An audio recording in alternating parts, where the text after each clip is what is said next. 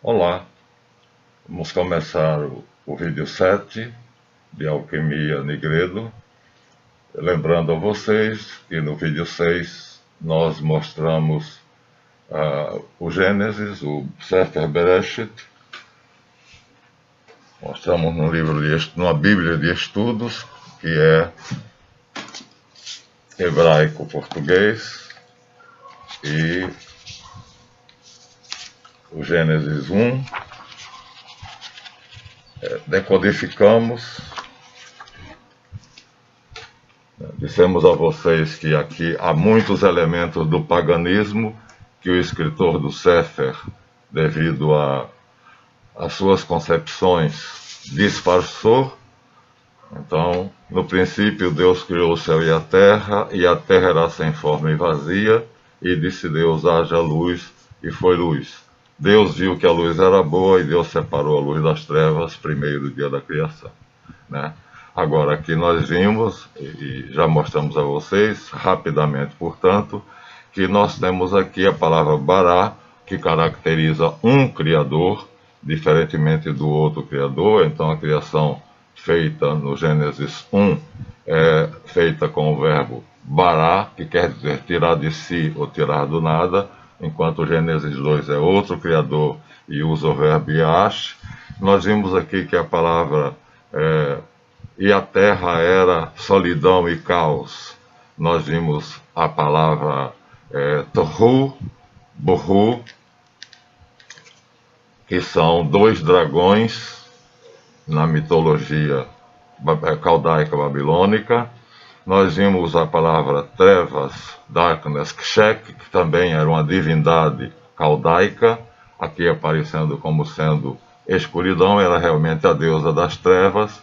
Hashamaim e Eretz como sendo não o céu e a terra, no princípio Deus criou o céu e a terra, mas as águas superiores e o elemento seco, portanto a energia e a matéria informe, a matéria desorganizada, porque aqui diz, e a terra, Varetz Aitá Tohu Bohu, e a terra sendo desolação e caos. Então, aqui nós temos três monstros que o leitor da Bíblia e das traduções modernas não tem a menor ideia, né? Continuando, aí vai aparecer e as trevas, aí o Espírito de Deus sobrevoava, pairava sobre as águas profundas. Na verdade, aqui aparece a palavra Terrom, que é o mesmo Tohu. Então, Terrom, que é Tohu, Bohu, quando ele fala Tohu e Bohu, está falando dos dois dragões, que Nicolas Flamel mostra, né? Os dragões masculino e feminino. Então, um chamado Termot, na Bíblia, no livro de Jó, e outro Behemoth, então, simbolizando o masculino e o feminino, mas na confusão do caos inicial. Então, aqui já pode ser toda a criação, o elemento aéreo alado aqui, o dragão celeste, representando as energias superiores, o espírito, e o dragão terrestre representando o elemento terrestre, a matéria ainda caótica. Então, aqui nós temos Terrom, Verrom, Tohu, Bohu, tanto faz. Aqui nós temos Keshek, porque os dragões, um deles é negro, né? Um é verde e outro é negro. Um é azul, aliás, e outro é negro. Azul como o céu e negro como a escuridão. Então, a Bíblia esconde isto, né? Na verdade, a criação bíblica foi feita com a intenção de esconder essa realidade. Nós mostramos a vocês que descobrimos essa realidade a partir de um livro escrito por dois homens que são dois espanhóis, Robert Graves, Graves é em inglês, e Rafael Patai. Aqui ele explica isso, né, falando dos elementos mesopotâmicos usados na criação bíblica. Aqui ele fala como era o Gênesis primitivo que foi arrancado da Bíblia. Era o prólogo da criação do Gênesis 2. E nesse prólogo aqui fala de Javé que enquanto realizava a obra da criação, Javé cavalgava os querubins ou em nuvens. Aí volta a história dos querubins, quer dizer, eram animais sagrados que serviam a Deus. Na verdade, o caribu, vamos mostrar de novo para vocês, não vou cansar de mostrar. E as águas rugentes do abismo se levantaram e Terrom, rainha do mar, ameaçou inundar a obra de Deus. Mas, com seu carro de fogo, ele lançou contra ela grandes ondas de granizo, raios e trovões. Matou ao monstruoso aliado Leviatã, que é Behemoth, no livro de Jó, com um golpe no crânio, e ao monstruoso Raabe, outro monstro que a Bíblia não vai falar dele. Então aqui é uma luta entre Javé e os dragões, primordial.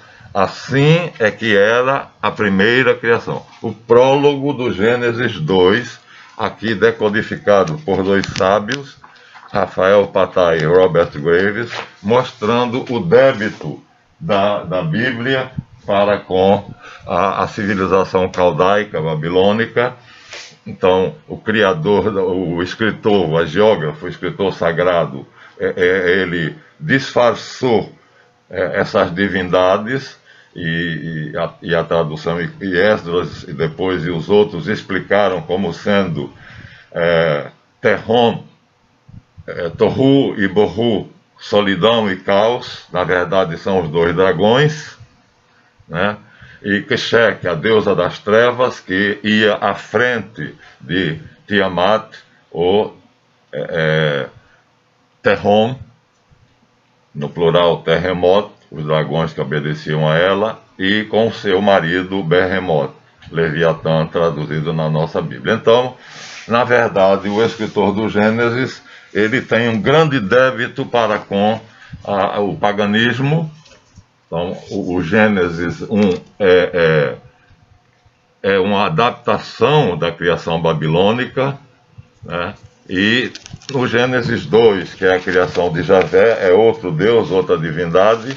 Então já é mais parecida com as criações dos antigos, mas começava com aquele prólogo que acabei de ler para vocês, né, dizendo que Javé cavalgava querubins e sobre as nuvens do céu ele terminou vencendo, como São Jorge e o dragão, né, cavalgando no seu cavalo com lança, escudo, espada, e matou, enfiou a espada no crânio de Raabe, que acabou, esbagaçou a cabeça dela, depois enfiou a espada no coração de Terrom, e ela sentiu-se derrotada e retornou às suas ondas. E Javé então estabelece um limite para as águas de Terrom nunca mais inundarem a obra dele, e proclama a sua vitória, grita, dá o brado de vitória. Então veja, esta era a introdução ao Gênesis 2, o prólogo ao Gênesis 2, quem diria, né? Então acho que os nossos crentes, no sentido pleno da palavra, né, aqueles que leem a Bíblia, não têm a menor noção disso quando leem uma Bíblia, né? Eles apenas veem o Gênesis 1, a criação do Deus bom, Elohim, e o Gênesis 2, a criação do Deus mau, Javé, segundo a concepção de Eliphas Levi, e leem ao pé da letra, como está aqui: e Deus criou o céu, e Deus criou a terra, e nem adivinham, nem supõem, por pouco que seja, que o Gênesis 2 tinha como prólogo aquela criação em que Javé, como um São Jorge, montado num cavalo branco, com uma lança, escudo e armadura, então briga com os dragões, que seriam as forças que ele próprio criou num estado de rebeldia contra ele, e aí coloca tudo em ordem e pronto, está feita a criação dele. Isso nos é dado por Rafael Patai e Robert Graves, e tem muito mais coisa no livro Os Mitos Hebreus. Então nós teremos então que deixar de ser crianças e perceber que a história não é bem como nós lemos na Bíblia. Bom, de qualquer forma, em 7 dias é feita a criação. Isso também de acordo com a teogonia babilônica, porque o castiçal de 7 braços, a menorá, na verdade representa a obra dos 7 dias. 1, 2, 3, 4, 5, 6, 7. Então, como o Gênesis 1 mostra que Deus não fez tudo de uma vez só, ele foi organizando as coisas de uma forma por etapas, como mostra a geologia, como mostra a antropologia, como mostra de certa forma a teoria da evolução. Então ele organizou o caos primordial, que é representado de muitas maneiras. Mostramos que na própria maçonaria nós vemos que no livro de Hermes, na capa do livro de Hermes, nós vemos aqui o corpus hermético. Nós temos aqui 1, 2, 3, 4 fases. Aqui são as 2 serpentes, os 2 dragões. Então, aqui nós mostramos o caos dos elementos, quer dizer, quando tudo era confuso, né? Deus criou o céu e a terra. O céu está escrito Hashamayim, as águas superiores. A terra está escrito Eretz, mas pode ser apenas o elemento seco ou a matéria. Então, tudo começou a partir do caos, exatamente como está em Hesíodo, na criação segundo os gregos. O caos na origem de todas as coisas, diz o livro de mitologia da editora Abril. No começo era o caos, canta o poeta Hesíodo, era o espaço aberto, a pura extensão ilimitada, o abismo sem fundo, Terrom. De repente surgiu uma primeira realidade sólida, Gaia, a terra, a matéria. Ela deu ao caos um sentido, limitou, instalou nele o chão, palco das maravilhas e da miséria do homem da vida. Berrom, Eretz. Então, Hashamayim, o céu, que ela vai criar aqui, restava um espaço vazio sobre Gaia, para preencher ela criou Uranus, o céu. Então, muito semelhante à criação, aqui Hesíodo parte do caos, Terrom, Berrom, Kishek, as trevas, Tiamat, escrito às vezes terremoto, né? E aí Javé vai vencer esses monstros, esses dragões, feito um São Jorge de cavalo branco, mas de asas, um querubim, com espada, escudo. A imagem de São Miguel Arcanjo também é semelhante, ele pisa no dragão, ou no diabo, que significa o caos, e com a lança na boca do dragão, do diabo, ele o subjuga. Às vezes ele é retratado como um soldado romano, às vezes como um homem com veste talar, aquela vestimenta larga. Então temos um grande débito com as escolas de iniciação, porque Hesíodo ali se baseou na iniciação grega. E Rafael Patai e Robert Graves se basearam nas escolas de iniciação da Babilônia, né? Assírio-caldaicas e sumério-acádicas. Na verdade, então, tudo isso são mitos, é o nome que o Rafael Patai dá ao seu livro, né? Ele diz que os hebreus dizem que tudo que eles contam é verdadeiro, é a mais pura verdade. A Bíblia é um livro que conta a mais pura verdade e ele dá los mitos hebreus, quer dizer, tudo começa a partir dos mitos antigos e temos esse débito imenso com as escolas de mistérios, com as iniciações, né? Terron e Berron. Vou mostrar de novo a vocês. Olha que gracinha. Imagina, você pega um cristão, seja ele católico, seja ele evangélico, e diz assim: olha só como é que, na verdade, era o céu e a terra, né? Segundo os babilônios e segundo a alquimia que manteve, né? Um dragão azul de asas, né? O céu, Hashamaim, e um dragão preto sem asas, Eretz.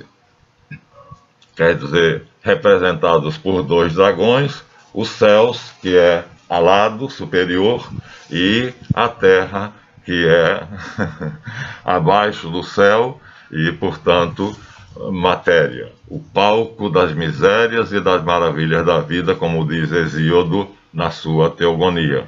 Então, aí a pessoa iria ficar bestificada, né? É isso aí que a Bíblia fala.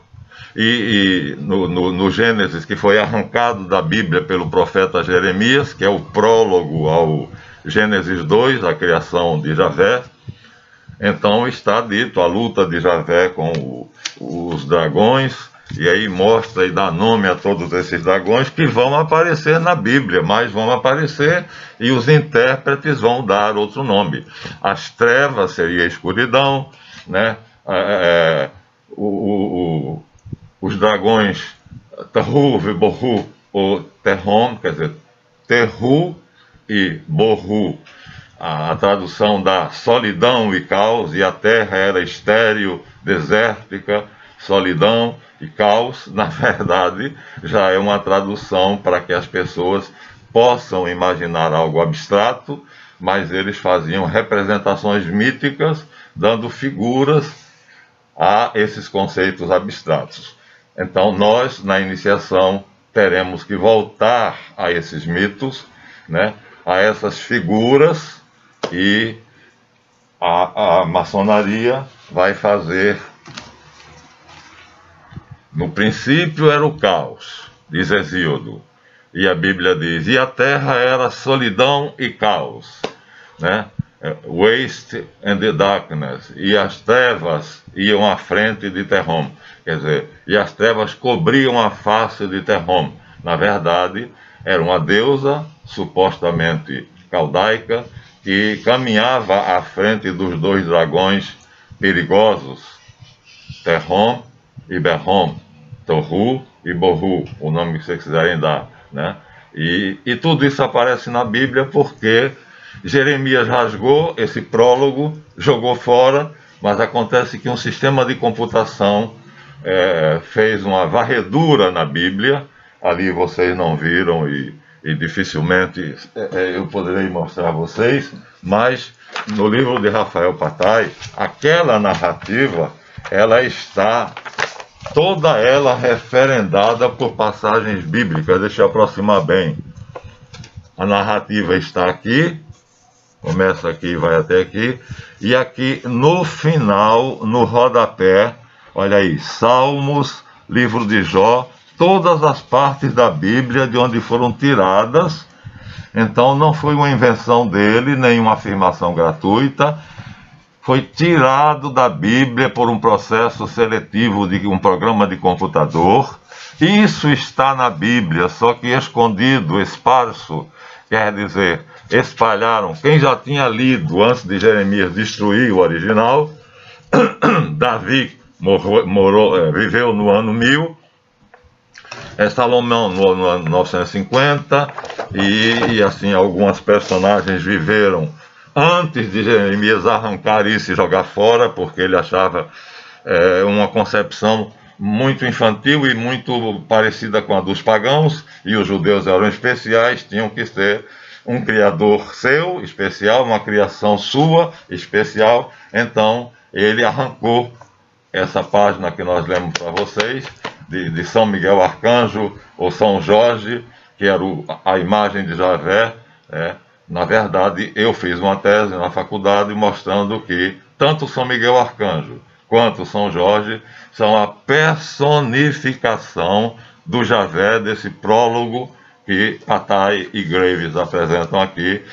A professora, que era protestante, ficou admirada quando eu mostrei o livro e disse: professora, tudo isso está na Bíblia, tudo isso chegou às nossas mãos graças a um programa de computação especial que selecionou os textos onde aparecem esses pedaços, essas partes. Por exemplo, Behemoth, que aparece como Leviatã. No livro de Jó, Jó diz a Deus: tu criaste Leviatã para com ele vos divertirdes. O monstro do mar, Leviatã, na verdade é Behemoth, ou seja, Behom, o dragão que é companheiro de Terrom. Os dois dragões, o masculino e o feminino. Então, foi assim que Rafael Patai e Robert Graves, através de um programa de computação, colheu na Bíblia hebraica, no original, essas partes que constituiriam um Gênesis 3 completamente mítico, onde aparece um Javé que faz aquela criação. Então, tudo ali está referendado. Onde é que está? No Salmo de Davi, no livro de Jó, Isaías se refere a isso e tal, até Jeremias, que achou que aquilo era muito infantil e era muito semelhante aos mitos de criação dos outros povos do Mediterrâneo, então arrancou e jogou fora. Mas quem já tinha lido fez referência ao texto, e essas referências foram extraídas, resgatadas da Bíblia hebraica original, da Tanakh. Esse programa extraiu, e quando juntou-se as peças, então nós vimos que era outra criação, muito provavelmente o prólogo da criação do Gênesis 2, feita por Javé. O Gênesis 1 não. O Gênesis 1 mostra um Deus mágico, mago, que fica sentado e dá ordens, e essas ordens são cumpridas, né? Então Deus é em Reshit, o Evo, um espaço e um tempo, que não é análogo, mas não igual ao nosso. Então São Tomás usa a palavra Evo, porque não há como não usar espaço e tempo. Então ele diz: mas o tempo e o espaço nessa dimensão, onde Deus está fazendo a criação, é diferente. Então, no Evo, em Reshit, né, que seria o Cristo cósmico, então essa criação foi feita, e a partir do caos, que na maçonaria é mostrada como essa porção de figuras, tudo que a maçonaria vai apresentar depois nas iniciações, mas tudo amontoado, tudo confuso, e a terra era estéril, solidão e caos. Aqui está o caos primordial, como está no livro de Hermes, representado pelos 4 estágios que fazem parte da base da árvore que ele constrói. 1, 2, o fogo, a terra, a água e as 2 serpentes, né, que são os 2 dragões. Então, depois, esse caos inicial dessa prancha maçônica, que mostra tudo misturado, né, com o auxílio das outras pranchas, então a maçonaria vai mostrar como é que cada uma dessas partes vai ser representada de forma cósmica. Então aqui nós temos a prancha 1 do aprendiz. Então, através da chave e através dos primeiros passos, ou seja, da subida na escada, então subindo pela escada, e com a chave você vai abrindo, né? E aí abrindo e descobrindo cada prancha e colocando assim em ordem. Aqui nós temos uma em preto e branco, mas de qualquer forma já está em ordem, viu? Aqueles elementos todos que estavam naquela confusão, naquela bagunça, aqui já começam a estar em ordem, porque Vou ver se eu, se eu encontro, se eu der a sorte aqui de encontrar, porque já se, aqui nós temos os 3 graus, as pranchas dos 3 graus, aprendiz, companheiro e mestre, né? São pranchas, desenhos, que podiam ser tapetes, podiam ser quadros, em cima de mesas eram colocadas, e aí os maçons, naquelas reuniões simples que eu mostrei para vocês, né? Homens simples, mas em busca da sabedoria, em reuniões muito simples, né? Simplesmente ao redor de uma mesa, ver se eu acho que não é difícil encontrar, reunidos em uma mesa, ou numa sala, aqui, ó, era assim a simplicidade da maçonaria antiga, né? Até antes do golpe maçônico de 1717. Então, botavam o tapete na loja ou em cima da mesa. Está vendo? Aqui está no chão da loja, aqui está em cima da mesa, e esses homens sábios. Isso aqui é uma loja de nobre, porque o mestre da loja é o único que ficava sentado. Ele lá no banquinho, o único sentado. Os outros todos ficavam em pé. Está de avental aqui, ó, estão de avental. E tem uma dessas de que o rei Frederico da Prússia que está como mestre da loja, dirigindo os trabalhos. Com essa simplicidade toda, porque o importante, né, o mais importante de tudo, era as pranchas, onde aquele caos inicial em que todos os objetos usados pela maçonaria, todas as ferramentas, todos os símbolos eram usados, mostrei para vocês, aqui agora está dividido, ordenado em 3 painéis, e eram esses painéis que formavam ou o tapete da loja, ou o quadro em cima da mesa, na qual aqueles sábios estão estudando.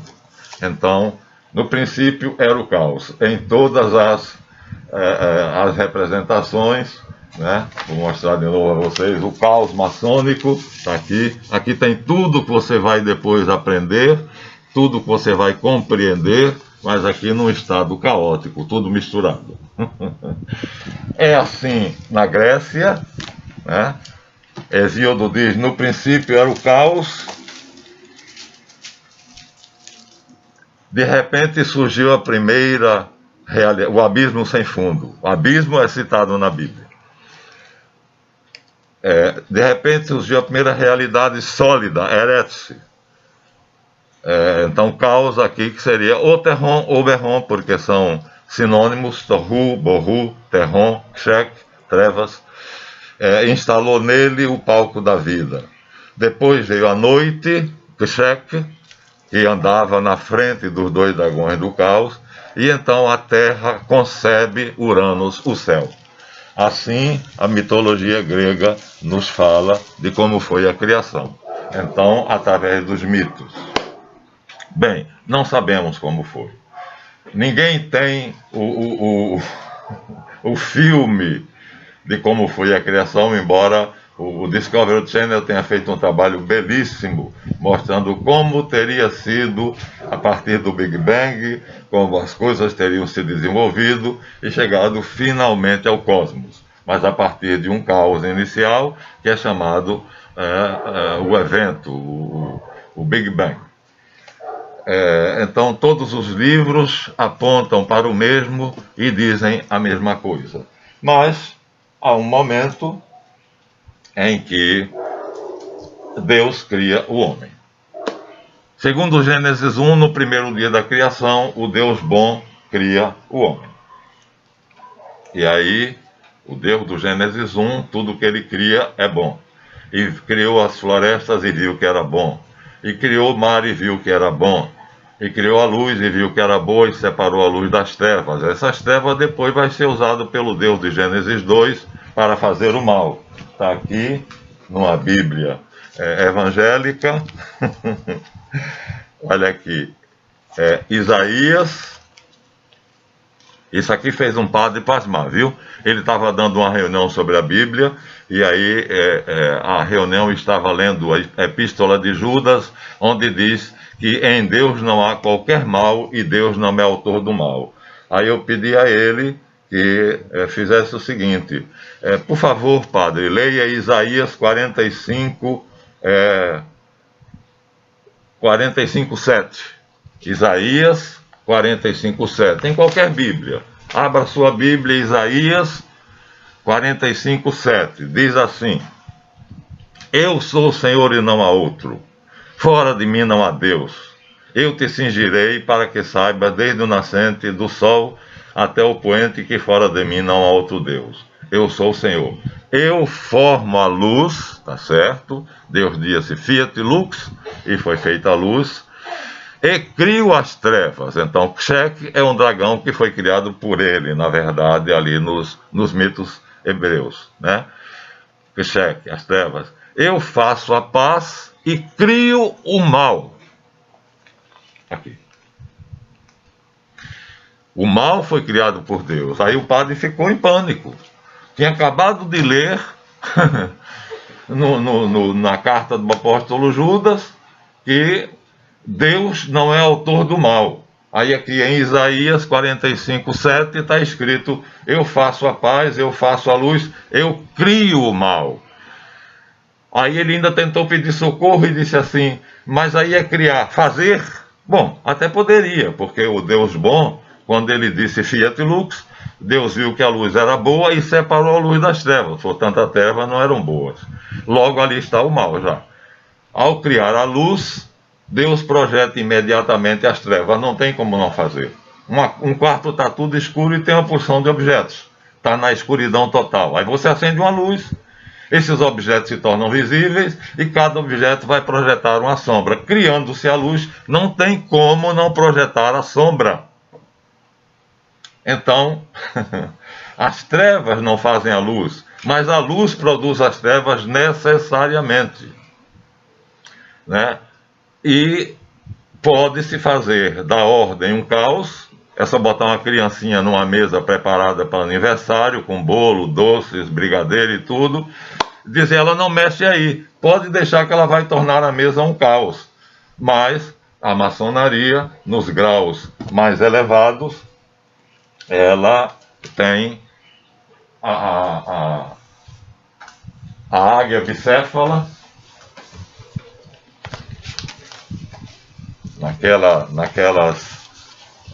naqueles aventais dos graus mais elevados, ela tem a águia bicéfala, e na águia bicéfala, então, nós temos uma bandeirola,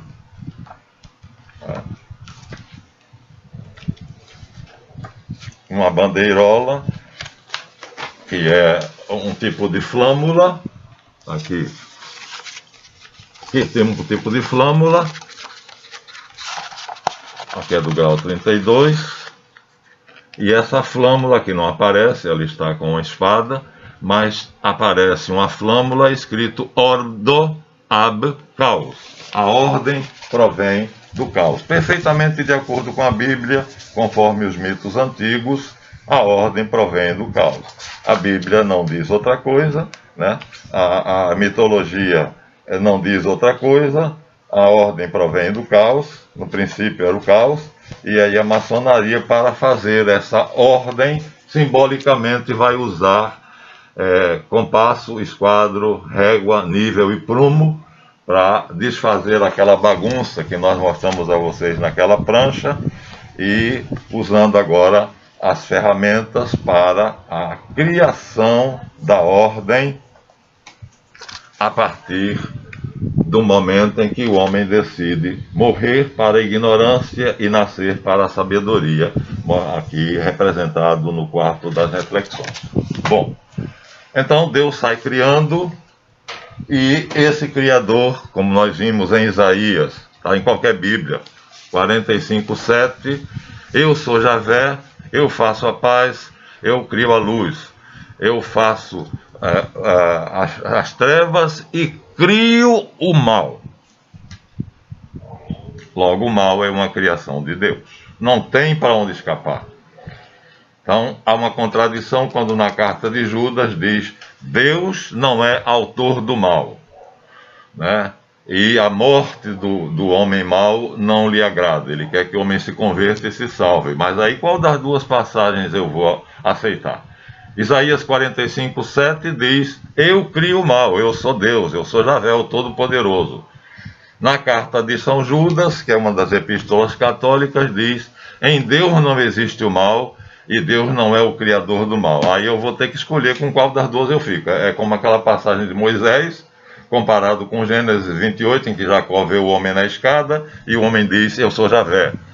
E na sarça ardente, o anjo que aparece a Moisés diz: eu nunca me revelei com o nome Javé, nem a Abraão, nem a Isaac e nem a Jacó. Aí eu tenho que escolher uma das duas. Né? As duas são contraditórias. Ou aparecia Jacó com o nome de Javé, ou não aparecia Jacó, nem Abraão, nem a Isaac com o nome de Javé. Esses são os problemas da Bíblia por ser um repositório de tradições como a maçonaria.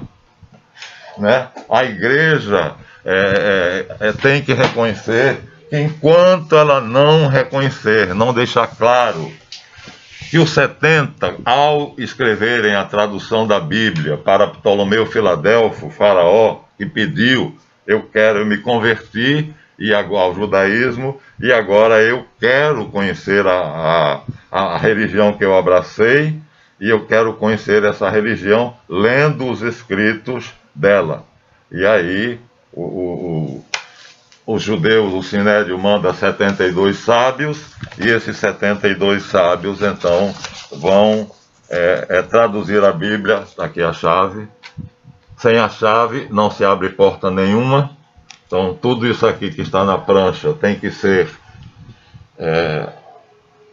estar, depois que se abre a porta e vê a prancha, se não tiver a chave, que também está aqui está em detalhe, você não fará nada. Por isso, no livro das figuras hieroglíficas de Nicolas Flamel, eu mostrei para vocês que o iniciador necessariamente tem que ser possuidor das chaves. Se ele não tiver as chaves, ele não vai chegar nunca a lugar nenhum. Todas as tradições confluem maravilhosamente para uma única verdade. Aqui está, a mesma chave. Aí Papus disse: a maçonaria perdeu as chaves dos portais místicos, se tornou uma agremiação política que controla a cidade, que faz, vamos dizer assim, a campanha para quem ela quer que seja eleito, prefeito, governador, presidente da república. E a Rosa Cruz não quis. Então eram entidades irmãs. A maçonaria conserva em um grau dos seus altos graus, né, uma homenagem a Rosa Cruz, Cavaleiro Rosa Cruz, mas agora não são mais irmãos, são pelo menos primos, que a Rosa Cruz não quis participar do projeto maçônico de abandonar a mística, a compreensão dos mistérios, e se lançar apenas na conquista da política mundial, como foi denunciado pelo meu irmão José Castellani, num livro que eu já mostrei aqui para vocês, A Influência Secreta da Maçonaria na Política Mundial. Em qualquer livraria você compra, é só comprar e ler. No Brasil, supomos que ele libertaram os escravos, que proclamaram a república, que fizeram isso, que fizeram aquilo, mas se eu for contar a história, vai ser um pouco diferente. A história da Revolução Francesa, contada dos bastidores, a história da República, contada dos bastidores, então eles não aparecem muito, com uma figura muito heróica, viu? Então a gente vai pintar um quadro em que eles aparecem um pouquinho manchados, mas essa é outra história. Então, meus queridos amigos, tudo veio do caos, dizem todas as tradições. E o homem? Não. O homem foi feito com a palavra. Aqui está na Bíblia, no Gênesis 1 e no Gênesis 2, não coincidem, porque no Gênesis 2 diz assim: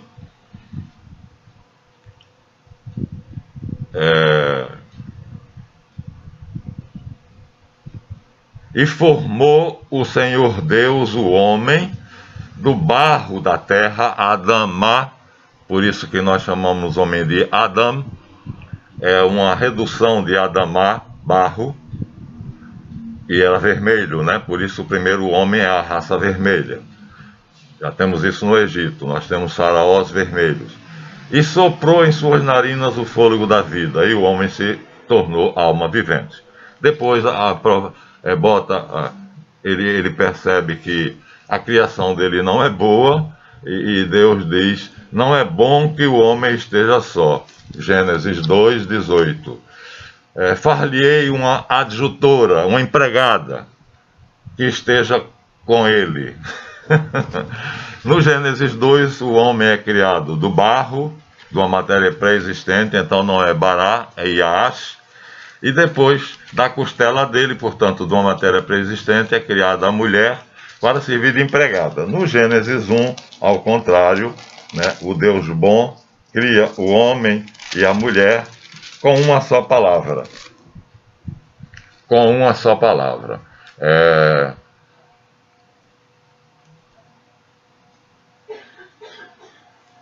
Produz a alma vivente. E Deus disse: façamos o homem, 26, Gênesis 1:26. E Deus disse: façamos o homem à nossa imagem, conforme a nossa semelhança, que ele domine sobre os peixes do mar, e sobre as aves do céu, e sobre o gado, e sobre toda a terra, e sobre todo o réptil que se move em toda a terra. E Deus criou o homem à sua imagem, a imagem de Deus o criou, homem e mulher os criou. Pronto. Iguais em dignidade e direitos. Enquanto que Javé cria a mulher para ser empregada do homem. Não são o mesmo Deus, evidentemente. Bom, mas de qualquer maneira, vamos agora ao problema que, em determinado momento, o homem caiu. Na maçonaria, essa queda é representada por essa coluna quebrada. Quer dizer, a integridade do homem. Aqui nós temos o anjo que representa o tempo, Cronos, e aqui a mulher chorando, ou um anjo chorando, porque a coluna foi quebrada. A mesma coisa está nesta figura, em que um pedaço da coluna está aqui no meu dedo aqui embaixo, e a coluna está aqui. A queda, que é um mito, né? Aparece no Gênesis 2, não aparece em Gênesis 1. O homem de Gênesis 1 não caiu, permaneceu íntegro, mas o homem de Gênesis 2 aparece como tendo caído. Ah, meu Deus do céu.